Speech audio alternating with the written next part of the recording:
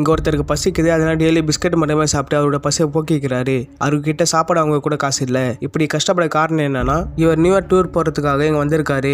அதே டைம்ல இவர் நாட்டுல சிவில் வார் வந்ததுனால இவர் நாட்டு அமெரிக்கா அக்செப்ட் பண்ண மாட்டேங்குது. இதனால அவருடைய பாஸ்போர்ட்டை செக்யூரிட்டி ஆஃபீஸர் வாங்கி வச்சுக்கிறாங்க. இதனால இவருடைய நாட்டுக்கும் போக முடியாம அமெரிக்காக்குள்ளேயும் போக முடியாம என்ன பண்றது தெரியாம ஏர்போர்ட்டுக்குள்ளேயே தங்கி வாழ்றாரு. டெய்லியும் இவர் குளிக்கிறதுல இருந்து தூங்குற வரைக்கும் ஏர்போர்ட்டுக்குள்ளேயே எல்லாம் செஞ்சுட்டு வாழ்ந்துட்டு வராரு. இங்க ஒரு லேடி ஏர்போர்ட்ல ட்ராலி யூஸ் பண்ணிட்டு அது திரும்ப கொண்டு வந்து வச்சுட்டு அந்த மிஷின்ல இருந்து காசு கொண்டு போறதையும் அவர் பாக்குறாரு. ஏர்போர்ட்ல இருக்கிற எல்லா ட்ராலியும் அந்த மிஷின்ல வச்சு அவர் காசு எடுத்துக்கிறாரு. அந்த காசை வச்சு ரொம்ப நேரம் கழிச்சு பர்கரை வாங்கி பசி தீர சாப்பிடுறாரு. இதே ஒரு பிசினஸா வச்சுட்டு டெய்லியும் ட்ராலி அங்க வச்சுட்டு மிஷின்ல இருந்து காசு எடுத்து டெய்லியும் 3 வேளையும் சாப்பிடுறாரு. அந்த ஏர்போர்ட் மேனேஜரும் ட்ராலியை கலெக்ட் பண்றதுக்காக ஒரு ஆளை வச்சிருக்காரு. இதனால இவருக்கு காசும் கிடைக்காம போயிடுது.